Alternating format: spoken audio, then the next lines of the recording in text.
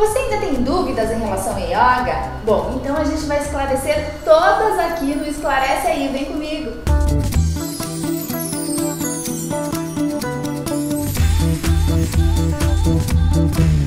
A Janine abriu uma caixinha de perguntas lá no Instagram dela para solucionar aí as dúvidas com os seus seguidores. Janine, é com essas perguntas que a gente vai começar então, a gente vai fazer o nosso Esclarece Aí. Vieram muitas questões, não vieram? Várias questões. Várias questões. Então, uma delas é sobre a origem da prática da yoga. Da prática de yoga. O yoga teve a sua origem na Índia, junto mais ou menos com o movimento do hinduísmo, por isso que eles são tão próximos. Em algumas escrituras eles até se aproximam, as pessoas confundem um pouquinho a religião do hinduísmo com a prática de yoga. Hoje existem algumas modalidades mais modernas, que elas surgiram do taoísmo na China, por exemplo, mas ainda essas modalidades têm toda a sua base no yoga com base na Índia. Então o berço do yoga é a Índia, todas as escrituras bases são oriundas da Índia também. Tá, então tem alguma relação com religião? Não, o yoga em sua essência ele é laico. A gente pode ter uma religião independente ou nenhuma religião e praticar yoga. Em alguns momentos ele se aproxima das religiões por tratar também da devoção, da espiritualidade, desse caminho da devoção. Mas em essência o yoga é laico. E qual que é a relação da meditação com o yoga? A meditação, essa meditação que a gente conhece de sentar e meditar, ela é a primeira prática descrita de yoga ou de yoga envolvendo o corpo que tem nas escrituras antigas. O yoga, esse que a gente conhece com posturas, ele é um yoga mais moderno, ele foi escrito depois, né, ou foi compilado depois. Mas quando a gente pratica o yoga de posturas, se a gente praticar ele com atenção, com presença, na respiração, no estado da mente, ele também é uma meditação em movimento. Então, tanto a meditação em movimento, que seria a prática de yoga, quanto a meditação do sentar e meditar, seriam estados de presença, de se colocar presente, e os dois são meditações. Se praticar yoga só com o viés corporal, sem prestar atenção nesse outro aspecto, aí ele deixa de ser uma prática de meditação, se torna uma prática física, então a meditação fica só essa de fazer sentadinho e observar. Entendi, se torna apenas um exercício. Um exercício, exato. Qual que é a duração de uma sessão? Depende muito de professor. Existem práticas mais curtinhas, que às vezes faz para despertar o corpo, de 5 minutos, 10 minutos. O mais comum de tu encontrar numa escola de yoga é de 1 hora. Às vezes algumas de 45 minutos, outras de 1h30, mas existe também a possibilidade de fazer práticas mais curtinhas para encaixar na rotina de cada um. Então não tem um tempo muito específico, o padrão é 1 hora, mas pode ser mais ou menos. E quantas vezes por semana você indicaria a prática de yoga? Eu sempre falo que para começar, como o yoga envolve disciplina, colocar aquilo na sua rotina, uma vez está suficiente, porque a gente reservar um tempo na nossa vida, uma vez por semana, já exige bastante da nossa logística, mas sempre que possível ir aumentando para 2 vezes, 3 vezes, 4 vezes, se possível 5 vezes, dependendo de como tu vai sentir que o yoga se encaixa na tua vida. Mas desenvolver a disciplina da prática exige bastante compromisso, bastante presença. Então, para quem está começando, para não se penalizar por não conseguir dar conta, acho que uma vez tu já começa a sentir alguma coisa acontecendo em ti. E aí, naturalmente, tu vai sentir vontade de praticar mais vezes e quando tu se der conta, o yoga já vai fazer parte da tua vida. Bacana. E, Janine, com que tempo, eu acredito que seja de indivíduo para indivíduo, né? Cada um o seu tempo, mas com quanto tempo de prática mesmo a gente começa a ver resultado no quesito assim de flexibilidade, né? Porque a gente sabe que tem posturas, posições que exigem muito a flexibilidade, né? Sim, tem algumas posturas que exigem mais flexibilidade ou mais força, embora não sejam pré-requisitos para praticar yoga, e depende muito de cada um, depende muito da questão física mesmo, biológica mesmo, mas também da condição mental em se colocar presente ali na prática.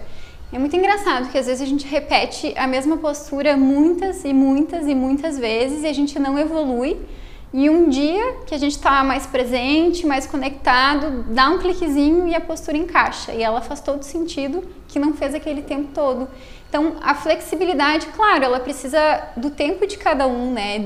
Da constituição do músculo, enfim, de todas as outras questões biológicas para acontecer. Mas tem também uma conexão muito com a disciplina, com ter uma periodicidade, com estar atento, até aquele dia que tu vai sentir o encaixezinho e vai perceber qual é o teu caminho para seguir. Que interessante. Ele exige bastante concentração também, né? Bastante concentração, muito foco na nossa respiração, mais do que talvez chegar ao final de uma postura.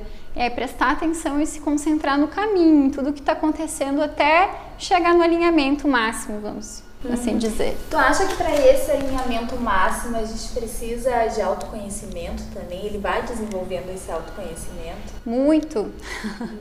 As pessoas brincam, todo mundo fala, né, que yoga não é colocar o pé atrás da cabeça, e de fato não é.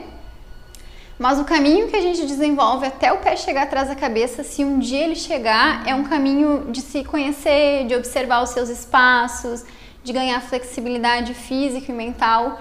Eu sempre falo que yoga não é colocar o pé atrás da cabeça, mas para colocar o pé atrás da cabeça a gente tem que ter muita consciência da gente, do nosso caminho, dos nossos processos internos, senão o pé nunca vai chegar atrás da cabeça. Então, em essência, sim. Aqui vem uma pergunta, o que significa namastê? Namastê? Namastê. Namastê. O que é? Namastê é uma saudação que pode ser feita, antigamente, tradicionalmente, ela era feita entre guru e discípulo.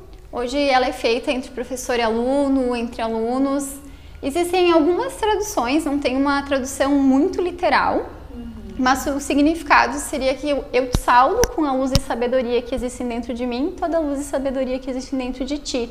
A gente se coloca como iguais no caminho do yoga, tendo a consciência de que talvez tu estude há 8 anos e eu há 1, mas a gente está no mesmo caminho. Não existe uma discrepância de quem é mais avançado ou quem é menos. A nossa luz é igual.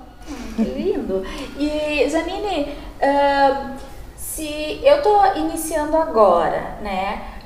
Por exemplo, começando agora a prática, quanto de emocional e quanto de condicionamento físico eu preciso ter? Eu não sei se está me entendendo. Tem que ter um equilíbrio entre ambos para eu conseguir desenvolver a prática de yoga.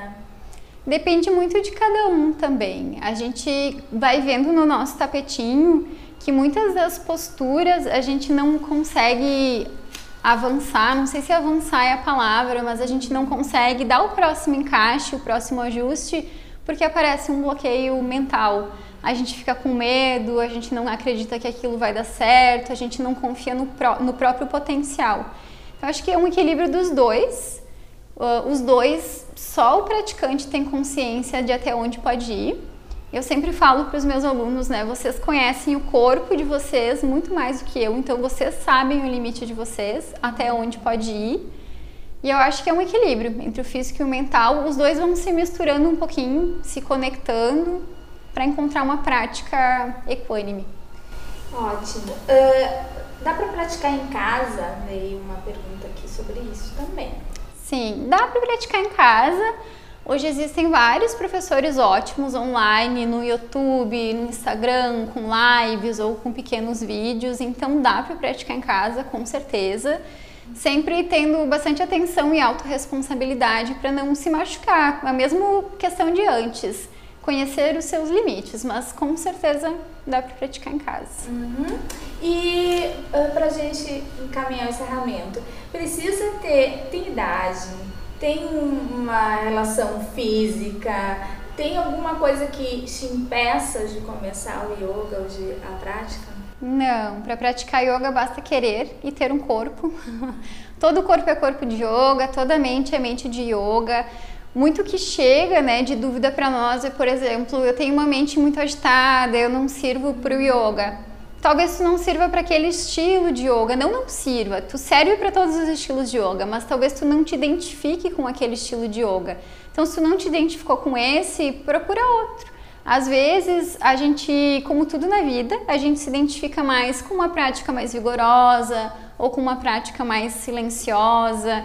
Então depende muito de cada um, e para praticar yoga não precisa de nada, a não ser vontade e um corpo para praticar. O yoga, ele não é uma pílula mágica, né, que a gente toma e vê a nossa vida se transformando. O muito legal do yoga, o barato do yoga, é que quem transforma a tua vida é tu, através de cada passo na prática, através de cada sentir na prática.